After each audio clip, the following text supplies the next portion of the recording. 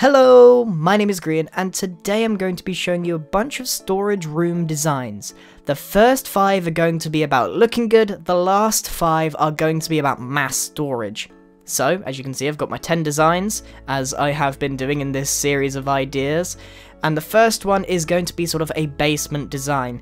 And as you can see, it's fairly easy. We got the wooden roof to sort of symbolize the floor, and then everything beneath is stone. We have all of our crafting needs with crafting tables and an anvil and all that kind of stuff, along with furnace, cauldron, ender chest, brewing stand, all of the stuff that you're going to need for, you know, pretty much any survival crafting that you're going to do. Then everything else is just to make it look pretty. So we've got a carpet, we've got the mixture of blocks, you know, as I've been teaching you as we go over in this series, how you can break up textures by using a mixture of default textures that work well together, along with some pillars. And then at the back we have our chests all stacked nicely on top of each other, and you can just do that by crouching and placing them on another. But if you're using the same kind of chest, they won't go next to each other. However, we will cover that in a later design. And then of course you can label whatever you want your chests to be, whether it's ores or logs, wood, pretty much any material, and then you can like label it up. And if you needed more space, you can extend the storage room outwards to the sides and then just increase the amount of chests you have.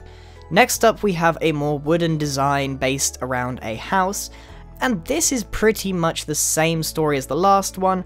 However, we've detailed it in a slightly different way. We've made it a little less organized and just had chests up on half slabs all the way around the room, just with a half slab on the top side and then a chest on the top. Nothing too drastic here, detailed again with some fences and more wooden blocks, and you can see there's an organized mess going on here. And we have everything you need for crafting, as I said before, along with some carpets and paintings and just making it generally nice. People seem to think that to have a storage room it just needs to be full of chests, but you can make it look pretty decent. Next up we have the attic design, which, as you all know, is one of my favourites. We just have a slanting roof along with the textures that we've been using in this design, along with some trapdoors under some chests which look like they're supporting it as very thin shelves. They are segmented up with cobblestone wool because, as you know, the chests that are on their own cannot go directly next to each other. However, again, we will cover that in a second. And then we just have more details, again with these textures that work together to break it up, and then some slanted roofs and all that kind of stuff. Very, very easy to do, but effective.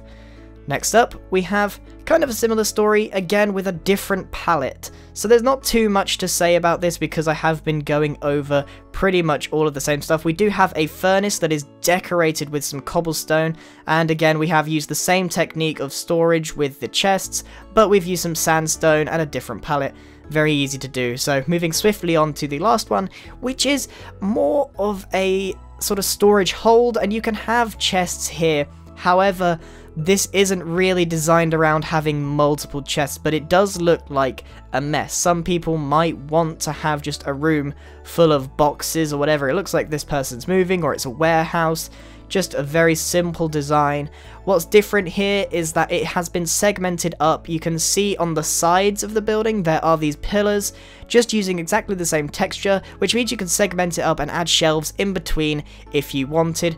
Very easy to do, and it is very, very effective. And then, you know, it's got a really nice shape to it once you have those pillars along with the struts at the top.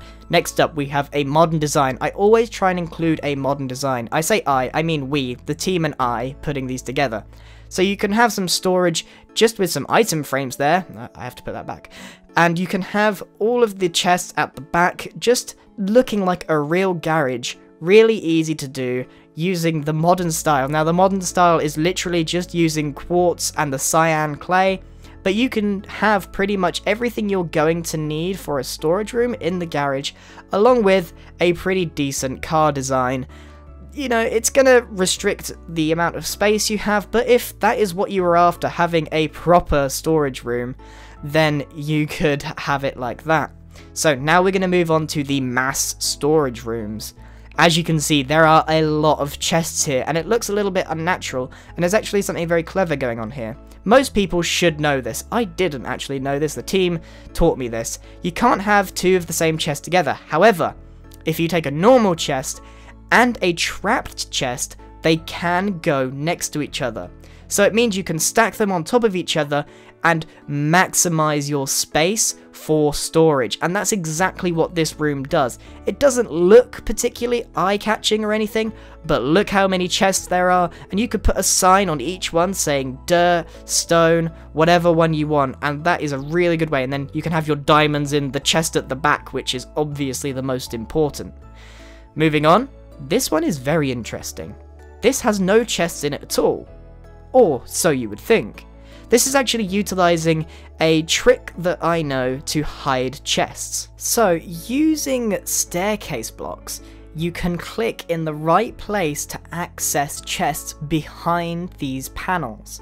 So you can make this wooden, very nice looking room, but very empty, but have a huge amount of chests in here if you make it in the correct way. So if I go behind, you can see all of these chests are actually hidden behind the panels, one at a time of course, but you could utilize the space a bit better by adding some trap chests in there as well, but it's up to you. So all you have to do is put a chest down and then create the panel be in front of it.